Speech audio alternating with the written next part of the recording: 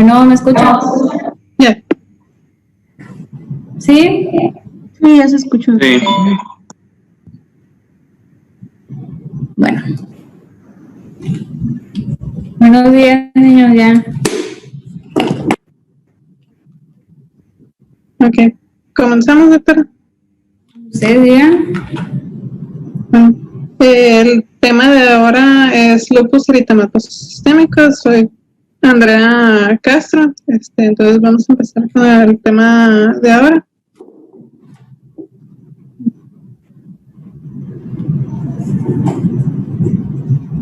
Bueno, sabemos que el lupus eritematoso sistémico es una enfermedad pues, autoinmune e inflamatoria que es crónica y que tiene una afección pues multisistémica. Generalmente está definida por diferentes grados de afección a diferentes órganos que los vamos a clasificar posteriormente, y pues está caracterizado por presencias de anticuerpos dirigidos contra componentes del núcleo. En cuanto a la epidemiología, pues en Estados Unidos en el 2018 se contaba de que aproximadamente en pacientes caucásicos podía tener una variabilidad de 20 a 150 casos por 100,000 habitantes. En el caso de México, en el 2017 se contaba más o menos con 20 casos por cada 100,000 habitantes. Y de estos pacientes, casi el 90% están en los rangos de edad entre 20 a 45. Algo que vamos a ver es que es predominantemente en paciente generalmente joven. Se tiene rango de edades de 16 a 55 años y que teniendo una mediana de diagnóstico entre 37 a 50 años, pero puede el diagnóstico de los pacientes puede salirse de rango, pero tenemos esa mediana de edad. Se ha visto de que generalmente son pacientes femeninos. Dependiendo de los rangos de edades puede variar el porcentaje o la relación de diagnósticos. En pacientes más jóvenes se tiene una relación de 3 a 1 por 3 mujeres por cada caso de nombres, y ya en los rangos de mediadas de edad puede subir de 9 a 1. Generalmente se ha visto también que en estudios realizados en Estados Unidos que un peor pronóstico renal estaba asociado a pacientes tanto afroamericanos como hispanos, mexicanos, más que por una relación genética o per se por raza. Era generalmente asociado a un bajo estatus económico, que vamos a ver posteriormente de que un bajo estatus socioeconómico en general está relacionado a un peor pronóstico en estos pacientes.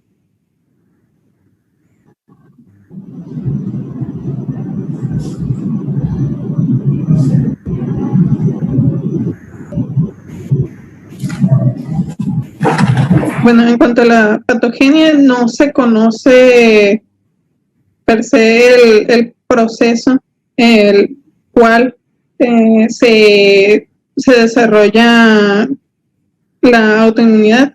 Sin embargo, se tiene teorías entre factores genéticos, porque se dice que hay una correlación en hermanos homocigotos de un 25% de que un paciente tenga lupus, que el hermano lo tenga también. Bien, factores ambientales, factores también asociados al cromosoma X, como ya habíamos comentado anteriormente, generalmente está ampliamente asociado al sexo femenino.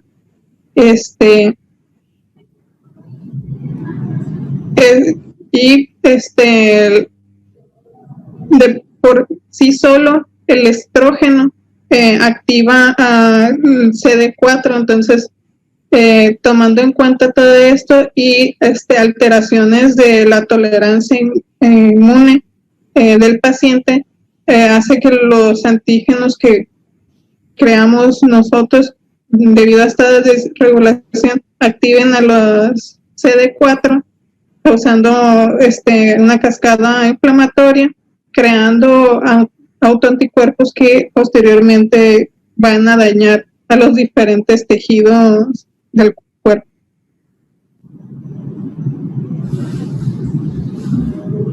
Sabemos de que, bueno, desde un inicio se mencionó que esta enfermedad es pues una enfermedad multisistémica, ataca a todos los órganos del cuerpo, entonces teniendo una variabilidad clínica pues bastante amplia, tomando en cuenta desde síntomas generales, de que alteraciones articulares, alteraciones en piel, cardiovasculares, renales, que teniendo en cuenta que las renales es una de las más importantes a considerar debido a su correlación muy importante en cuanto a morbilidad y especialmente mortalidad.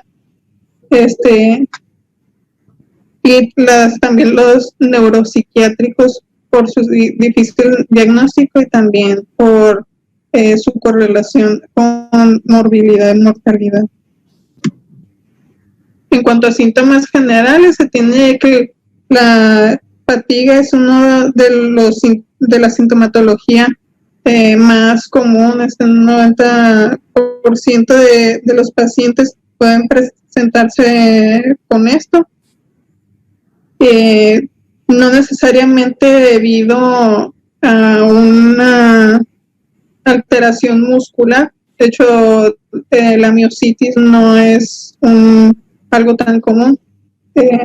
Esto correlacionado a lo siguiente de los síntomas, que es mialgias, no precisamente el dolor muscular está correlacionado por per se una actividad inmune al músculo.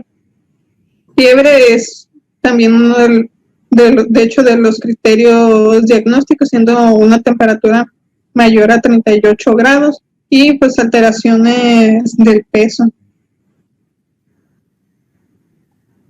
Otra de las sintomatologías o órganos afectados, pues las articulaciones, teniendo en cuenta como diagnóstico diferencial la R,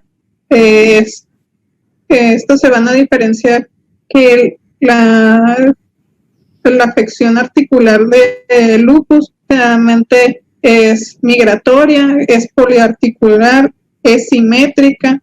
Es raro de que a comparación con el AR que causa deformidades tanto en hueso como son las erosiones o alteraciones tendinosas. Sin embargo, puede llegarse a presentar los dedos en cisnes, sin embargo no es tan común como el AR.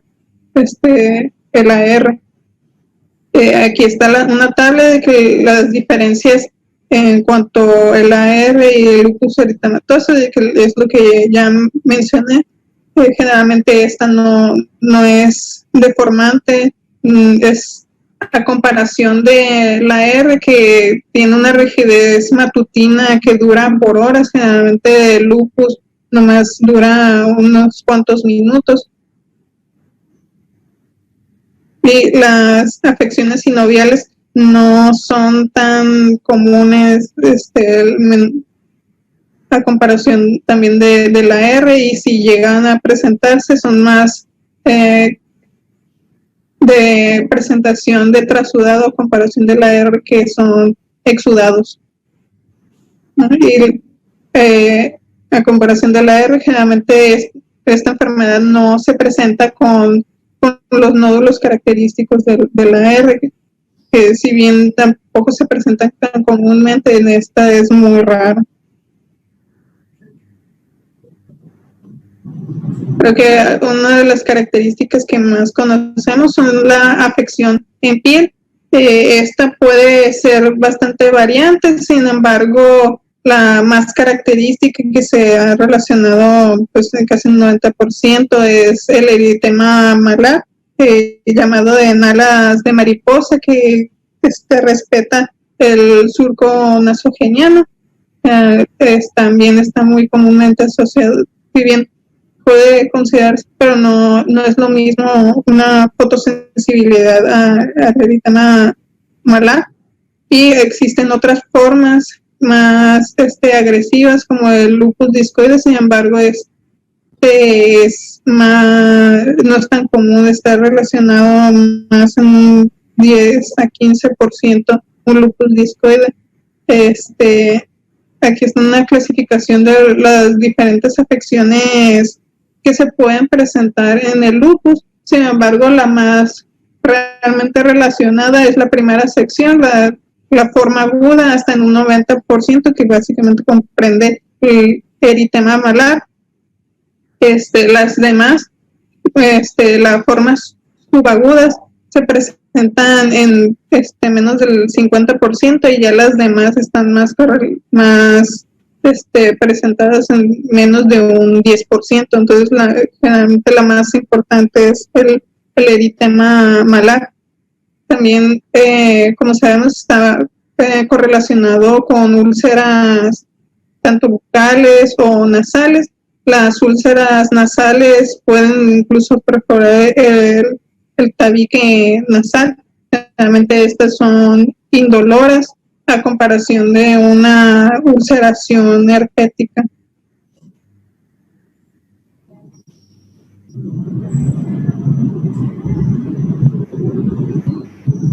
En cuanto a afecciones cardiovasculares, nosotros los vamos a separar mayormente en los que son afecciones coronarias y no coronarias. Una de las presentaciones más, la afección cardiovascular más comúnmente que se presenta es una pericarditis. Puede correlacionarse o no con una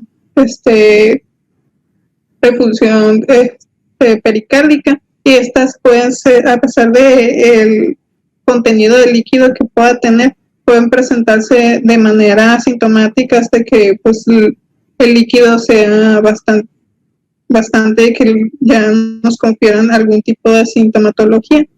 El fenómeno de Raynaud puede presentarse hasta un 50% de los pacientes, y generalmente pues, se ve como una crocianosis distal, generalmente asociada a cambios de temperatura.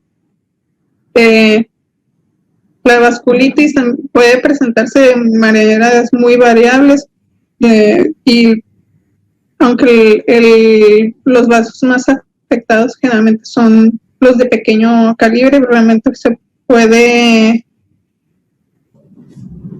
afectar cualquier tipo de vaso.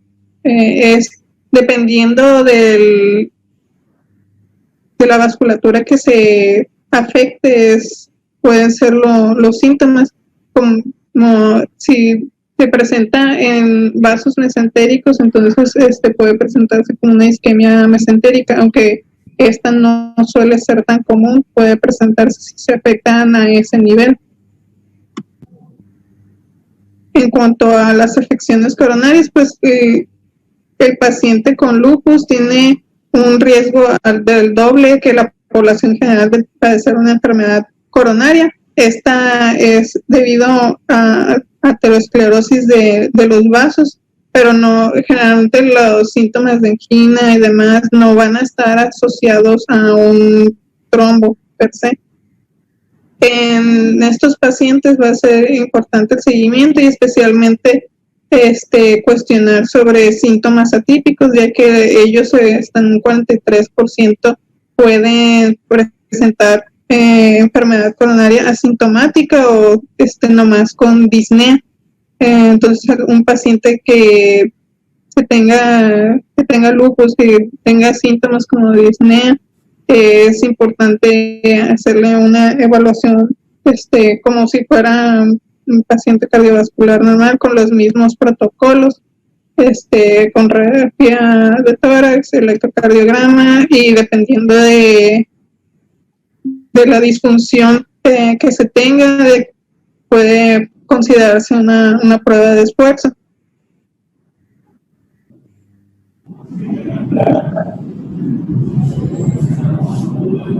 En cuanto a las afecciones renales, como había mencionado, esta es la que confiere mayor morbimortalidad. Está presente hasta en un 50% de los pacientes, y es importante la evaluación constante de estos pacientes, ya que dependiendo de la clasificación pueden presentarse con proteinurias mínimas o una afección rápidamente progresiva.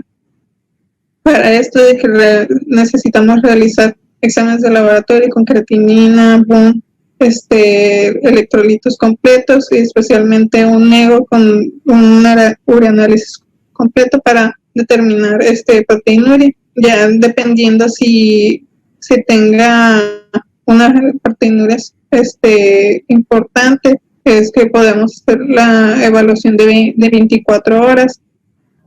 Para estos pacientes, si se detecta algún tipo, ya sea de hematuria, proteinuria importante, será necesario evaluar la necesidad de una biopsia renal, ya que esto es la que va a definir el tratamiento.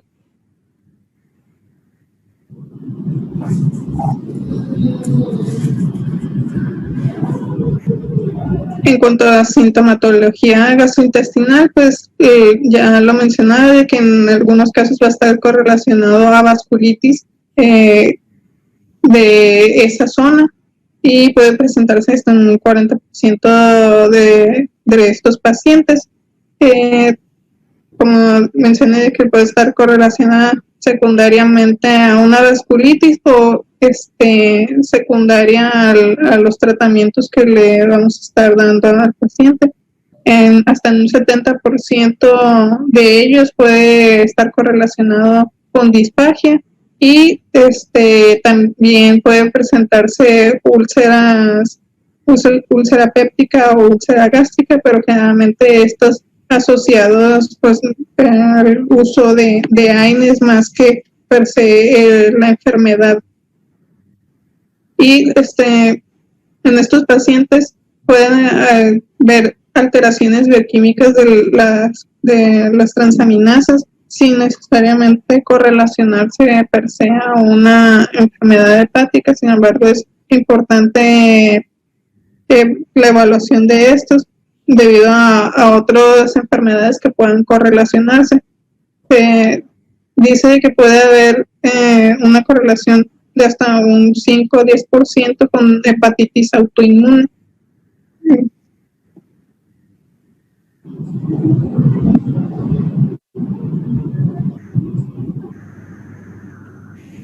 En cuanto a afecciones pulmonares, la más común pues va a ser la pleuritis. Puede estar con o sin derrame, puede presentarse como una paquipleuritis bilateral, está en un 20% de los pacientes sin haber desarrollado previamente algún derrame, o desarrollar derrames bilaterales de características exudativas periódicas.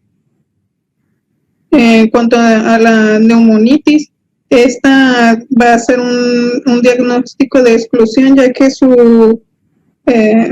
la sintomatología es muy similar a una neumonía grave, teniendo en cuenta que va a tener fiebre, disnea, incluso requerimientos de ventilación mecánica. La hemorragia alveolar se va a presentar también muy similarmente. Sin embargo, hasta en un 70% de los pacientes que desarrollen una hemorragia alveolar van a presentar agregado de esa sintomatología hemoptisis.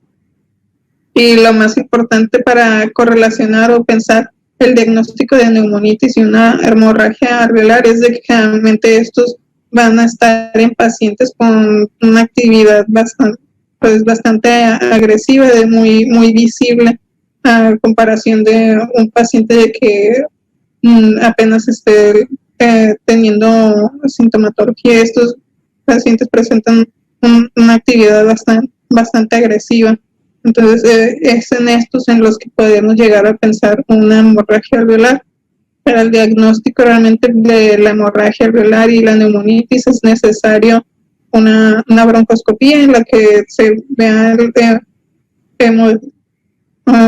siderocitas al momento de hacer el aspirado. Y en cuanto a enfermedades intersticiales, a comparación de tal vez otras enfermedades autoinmunes, no está tan correlacionado, pero sí se puede llegar a presentar hasta en un 3 a 9% de los pacientes, y realmente se va a diagnosticar pues ya sabemos de que los diferentes estudios fisiológicos pulmonares.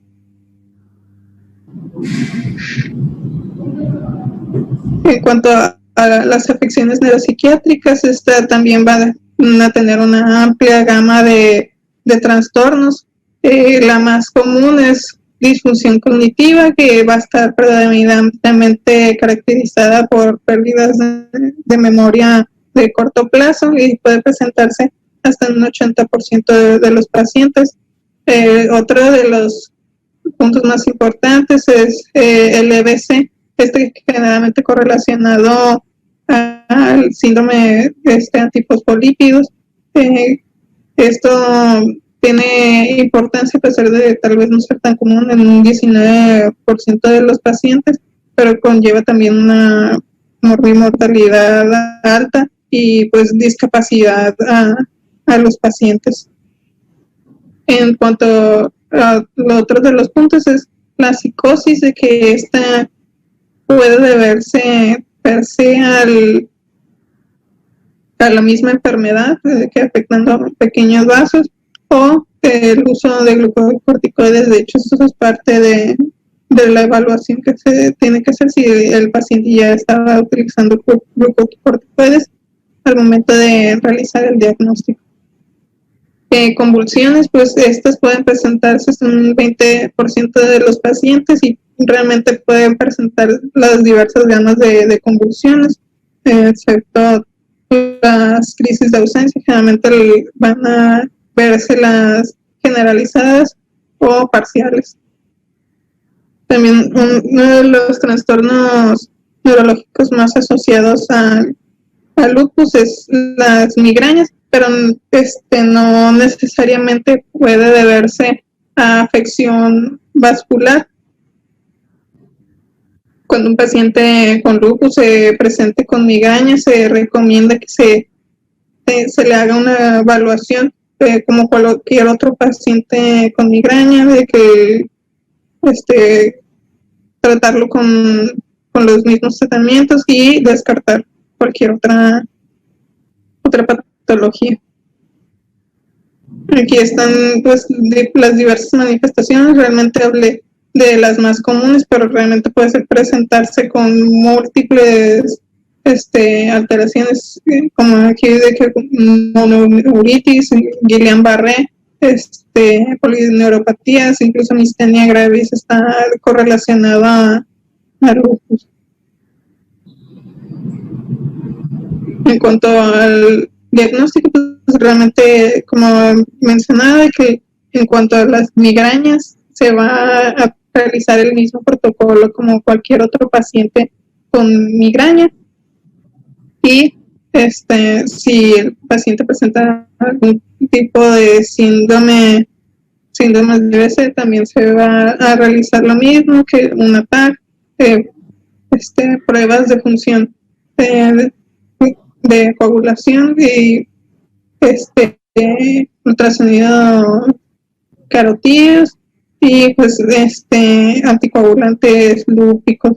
Realmente la mayoría se va a evaluar como cualquier otro paciente, que encefalogramas, todo va a depender de qué manifestación esté presentando. En cuanto a hematológico, pues sabemos de que se pueden afectar realmente todas las líneas celulares. Va a depender el tipo de actividad que se esté presentando. La más común es la anemia por enfermedades crónicas en general, pero pueden presentarse pues las diversas gamas de anemia. La más común, como mencioné, es la de enfermedades crónicas, pero también puede correlacionarse a anemia ferropénica debido a tanto pérdidas sanguíneas como algunos otros pueden traslaparse estas manifestaciones de que puede tener una anemia por enfermedades crónicas sobrepuesta con una anemia ferropénica. También pueden desarrollar anemias hemolíticas, tanto por anticuerpos fríos como por anticuerpos calientes. Y estos pacientes pueden también llegar a desarrollar PTT. Entonces es importante más que nada ver la sintomatología que se tiene el paciente. Al mencionar que se pueden afectar todas las líneas celulares, pues también estos pacientes pueden desarrollar aplasias medulares por la misma actividad. En un 50% de los pacientes pueden desarrollar leucopenias moderadas per se, y también un 50% se correlacionan con trombocitopenias leves. Si se tienen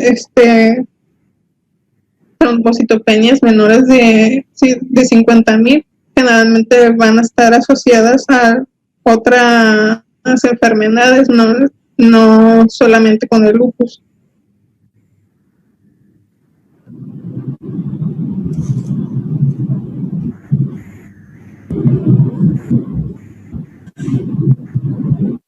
En cuanto al diagnóstico, pues como vemos por las múltiples manifestaciones, es algo de alta sospecha, de una historia clínica completa de cuando iniciaron sus manifestaciones, si tiene algún familiar con enfermedades reumatológicas, pues biometría completa para ver si ahí tiene algún tipo de alteración en algunas de las líneas celulares, químicas sanguíneas, para ver si tiene algún tipo de afección renal, ego. La más importante aquí es solicitarlo a sano, ya que se ha visto ya que en un 90% de los pacientes pues se tiene que tener un ANA positivo, los anti-DNA.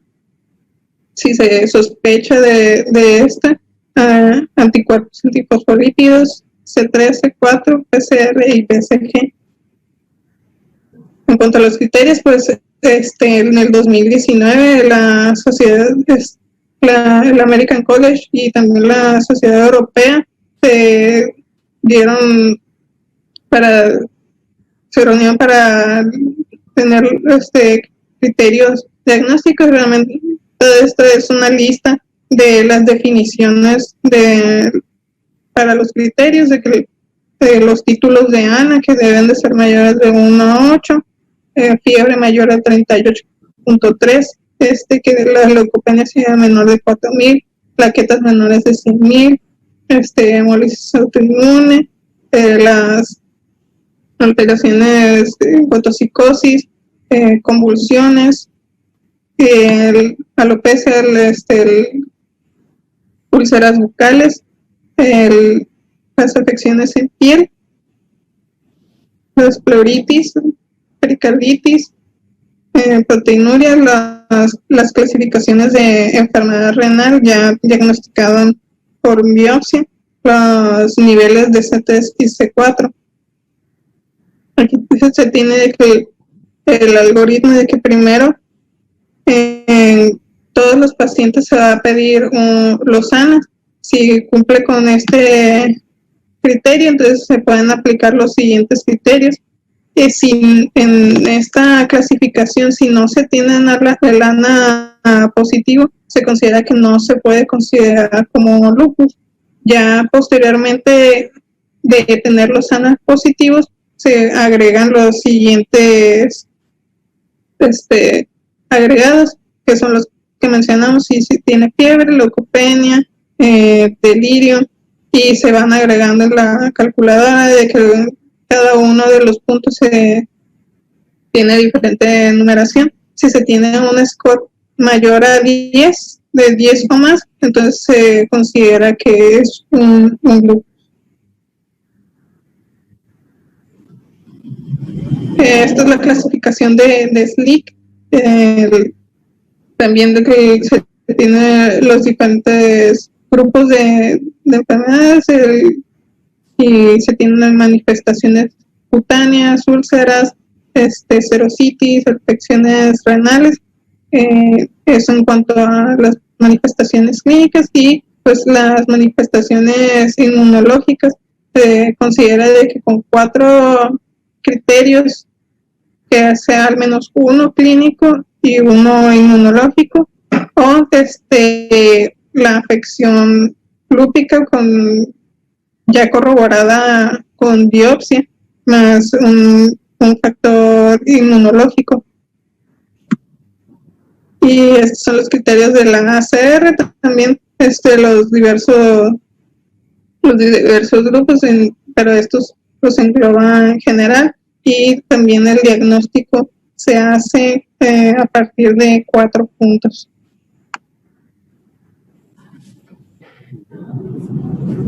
En algunos se considera que puede haber variabilidad, de que tanto enfermedad definitiva, enfermedad probable, enfermedad posible y enfermedad indiferenciada. En cuanto a lo que sería una enfermedad definitiva, si cumple todos los criterios, sin ninguna duda. Como probable es que cumpla nomás con 2 a 3 criterios, con una alta sospecha, y que se decide iniciar el tratamiento y considerarlo como lupus. Posible es de que se tengan nomás 1 o 2 criterios y se tenga vigilancia por considerarse un lupus latente, y enfermedad diferenciada que no cumpla ni criterios para lupus o alguna otra enfermedad autoinmune.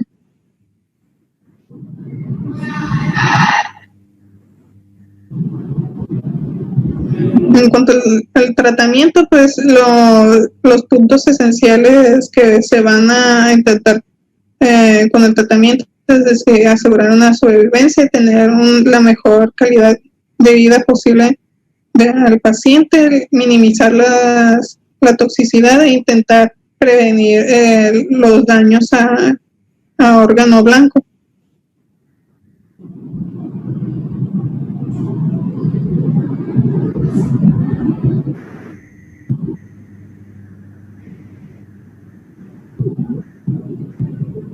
Para evaluar los tratamientos, pues hay que considerar los relapsos que puede tener la enfermedad, los órganos ya involucrados, ya que diferentes tratamientos pues, van a atacar de manera más efectiva ciertas afecciones, y pues se tiene por la Sociedad Británica toda una lista de todos los estudios a considerarse según la actividad o la estabilidad del paciente.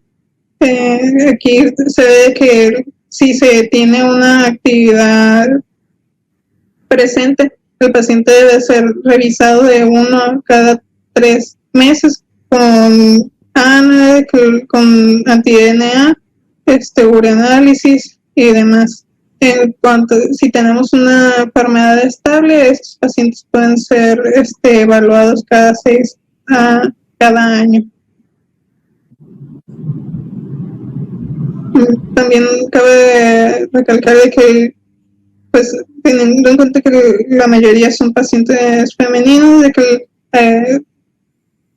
estos, pues, posiblemente, como son pacientes jóvenes, vayan a querer tener hijos. Entonces, dentro de la consejería del de la paciente embarazada o que planea embarazarse, de que también van a incluir casi todos los rubros, así como explicar la necesidad de que tenga una enfermedad estable por lo mínimo de 6 meses para intentar la concepción.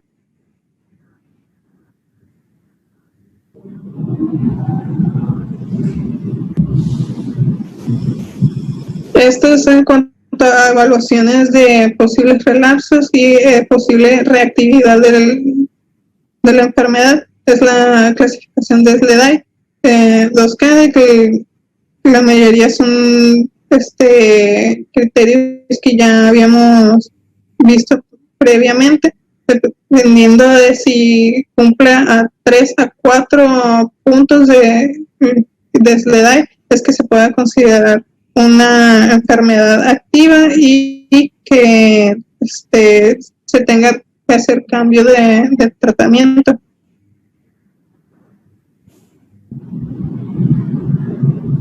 En cuanto a medidas no farmacológicas, como vimos que una de las afecciones más importantes es en cuanto a piel, la fotosensibilidad. Entonces es importante mencionar la necesidad de protección solar, tanto con uso de bloqueadores como con ropa o sombreros para evitar la exposición. Si bien no se ha correlacionado per se a una pérdida muscular, la actividad lúpica, debido a cuando se tenga una enfermedad activa, la fiebre pues per se aumenta la actividad metabólica. Entonces es necesaria una consejería adecuada en cuanto a dieta y nutrición. El ejercicio, más que nada, también por la fatiga que se tiene el paciente, así como las afecciones articulares. Si se recomienda una actividad aeróbica para que se mantenga el paciente lo más activo posible. Se recomienda evitar el tabaco en general. Y en cuanto a inmunizaciones, pues estas son recomendables por su pues, la afección autoinmunitaria. Las que se recomiendan pues es la de influenza y neumococos. Sin embargo, las vacunas de virus atenuados, estos van a estar pues contraindicados en caso de que se tenga una actividad reciente o que esté en esos momentos recibiendo terapias inmunosupresoras. Ya lo había mencionado anteriormente, de que se debe de evitar el embarazo en caso de enfermedades activas, y para pensar, la consejería es de que al menos debe estar una enfermedad estable por lo menos 6 meses. En cuanto a tratamientos, la guía británica recomienda diferentes esquemas según el EDAI, considerándose como enfermedades leves, moderadas y severas. En cuanto a enfermedades leves, de que se considera una EDAI menor a 6, y el tratamiento que recomiendan de primera instancia es hidroquinolonas y AINES, y puede posteriormente agregarse metotrexate y agregarle también prednisona. Si esta aumenta, de que se puede pasar al siguiente rubro, de que utilizar acetopina, metotrexate o micofenolato. Generalmente el micofenolato es usado mayormente si se tiene una actividad renal, y en actividades severas de que se puede llegar a utilizar ciclosporina, micofenolato, acetopina.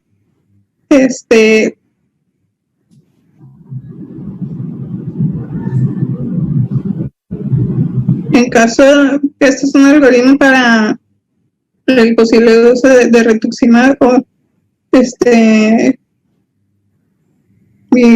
belimumab.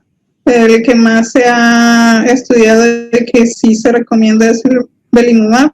A lo que leí, el rituximab es todavía considerado como off-label para el tratamiento de lupus resistentes. En el caso, si se tiene una SLA que pues, se considera como actividad grave, se puede ver si se puede considerar de una primera instancia ya el uso de belimumab o un SLA intermedio de que se ve y que haya fallado al menos a 2 tratamientos o más, como los que habíamos mencionado, como methotrexate, ciclosporina. Entonces es que podría considerarse el uso de rituximab. En cualquier caso, si el paciente no responde, entonces se va a considerar otros agentes en caso de que el SDI se disminuya 2 puntos, entonces se puede considerar continuar el uso de belimumab o rituximab.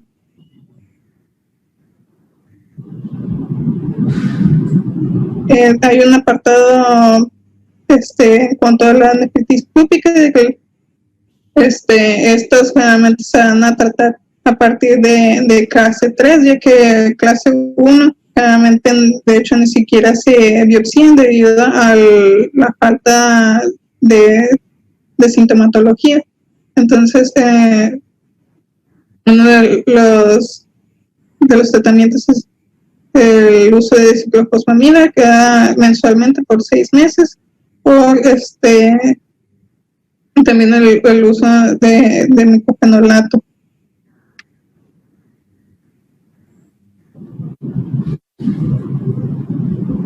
Estas son las definiciones en cuanto a respuestas a tratamiento, de que está la respuesta completa, la respuesta parcial y el deterioro de la función renal. Una respuesta completa se considera de que cuando vuelve a la basal previamente establecida. Una respuesta parcial es simplemente de que se mantenga igual, y pues y el deterioro es de que realmente un 25% de la ya previamente establecida.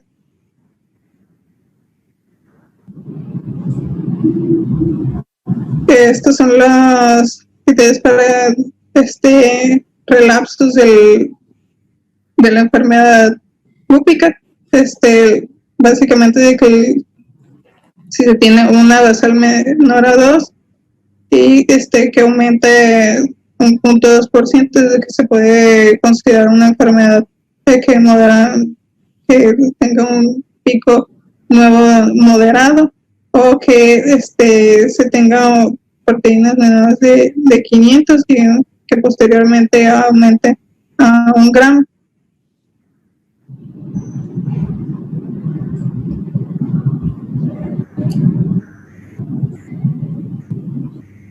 En cuanto a factores de mal pronóstico, pues ya lo había mencionado, de que la enfermedad renal es uno de los más importantes, debido a que generalmente está correlacionado a posterior deterioro progresivo, así como su correlación con otras patologías como enfermedades cardiovasculares per se por la enfermedad renal.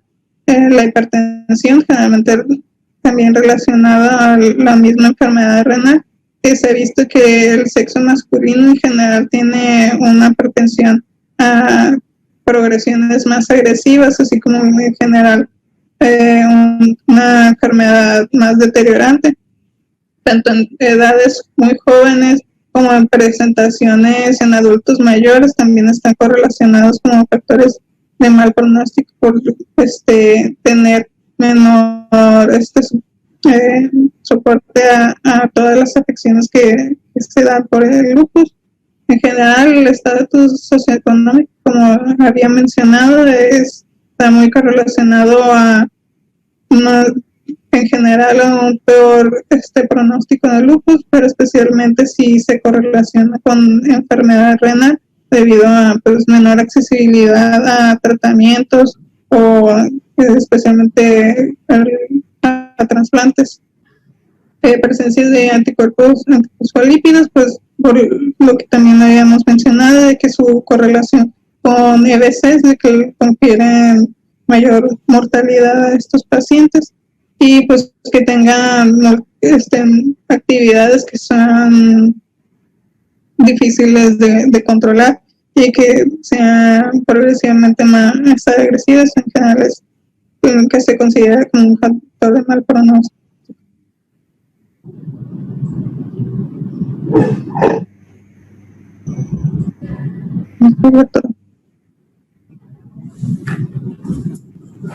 ¿Es todo? Ay, niña, ¿qué te digo? Hay muchas cosas que comentar acerca de lupus. Lupus es un tema muy extenso, con manifestaciones clínicas variables, pero siempre lleva una línea de seguimiento a paciente distinto, por lo que se está manejando ahora es que quizá a lo que llamamos lupus es un grupo de enfermedades, ¿no? Porque hay pacientes, les decía a los chicos que venían aquí a la clínica, que hay pacientes que se comportan muy articulares y toda la vida se mantienen así, otros muy renales y toda la vida se mantienen así, o con manifestaciones clínicas similares, ¿no? Pero bueno, de lupus hay muchísimo que decir. Quizá ustedes ya no son unos médicos internos de pregrado, ya les interesa conocer un poquito de aspectos más específicos de la enfermedad. A ver, como por ejemplo, ¿cuáles son sus dudas o sus retos cuando se enfrentan a un paciente con lupus? Ya quitan todos para que participen, activen su audio.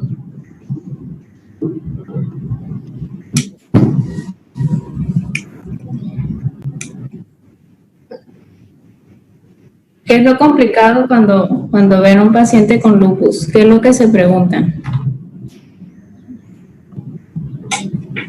Yo por ejemplo, doctora, cuando tenemos un paciente con una clínica así heterogénea y empezamos a sospechar de que pueda ser el camino por un diagnóstico de lupus, creo que lo más difícil que he visto es tratar de adjudicar la mayoría de las manifestaciones a algo lúpico y no a una infección, por ejemplo, o que otra condición esté generando los síntomas al paciente, que al final a lo mejor sí le da los criterios para clasificarlo así, pero que me queda duda si la fiebre sí es por eso, o incluso en los inmunológicos a veces no tenemos a la mano los más específicos, y los ANAs a veces los reportan de diferente manera. Yo creo que, por ejemplo, yo no he comprendido del todo la forma en la que le clasifican también.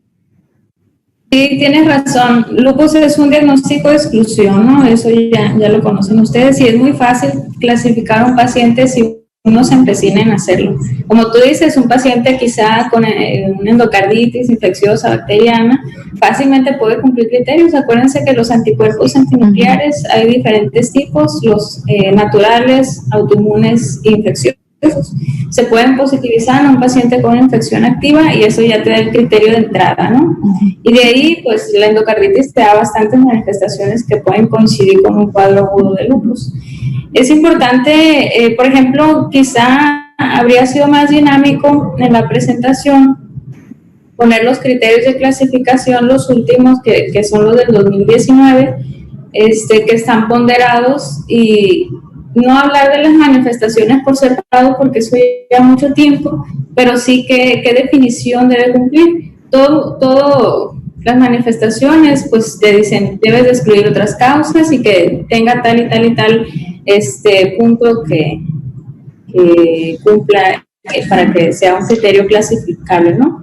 Y de ahí es diferente la puntuación. Eso es muy bueno en los criterios nuevos porque ya te da un peso a la manifestación y tú puedes saber si tienen más chance o más posibilidades de ser un paciente con lupus o no.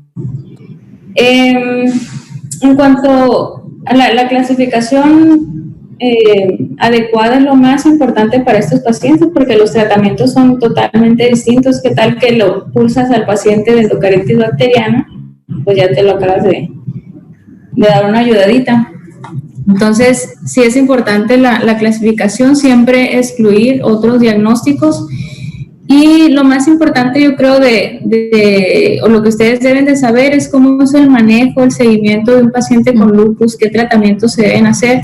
Normalmente nosotros dividimos las manifestaciones de lupus en leve, moderada y grave. ¿Sí? Hay manifestaciones leves como lupus cutáneo, como artritis, etcétera, etcétera. Hay manifestaciones moderadas como podría ser una anemia hemolítica, etcétera, etcétera, o graves como neurolupus,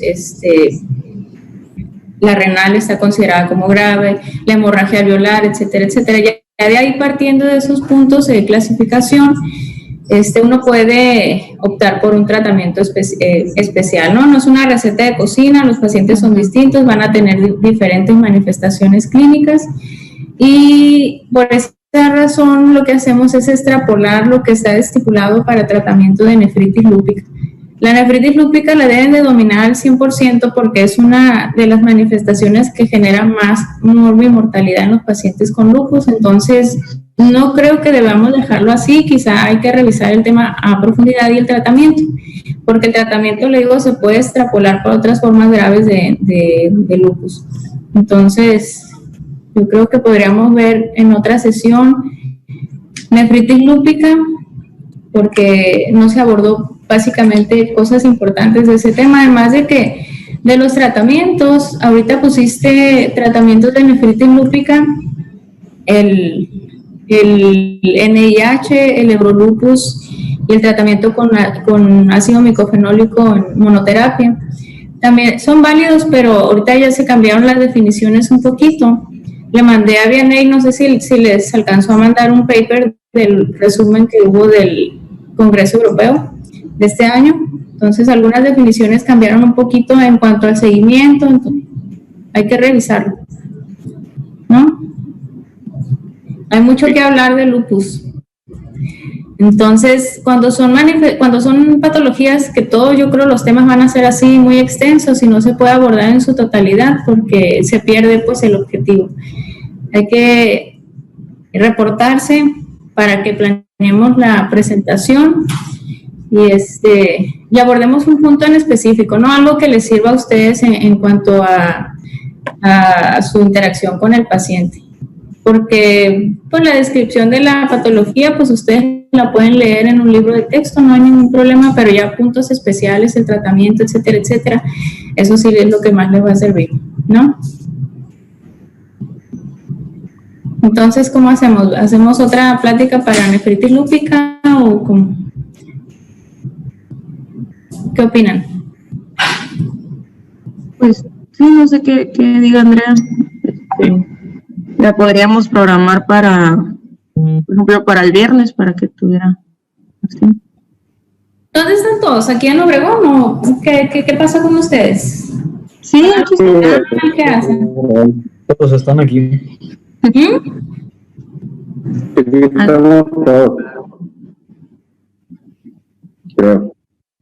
No oigo. Sí, estamos en Obregón. Sí, estamos aquí todos. Ah, ok. ¿Cómo te llamas, doctora? ¿El tema de hoy? Andrea. Andrea. Mira, Andrea, no tiene que ser la próxima clase, porque quizá ya sea un corto tiempo para miércoles abordar nefritis lúpica, porque es un tema bastante importante. Quizá lo podamos programar en una semana o un poquito más y meterlo por ahí en medio de los temas, pero sí habría que platicarlo, okay, para darte material y asesoría. Igual esto es para todos, ¿no? Yo estoy aquí, ya saben, en el consultorio, pueden venir, revisar la presentación o ver dudas sobre cómo abordarla, o podemos hacerlo así, vía virtual, pero sí hay que revisarlo antes el tema para que pues sea más productivo para todos. ¿En qué horarios está usted? De 7:30 a 2.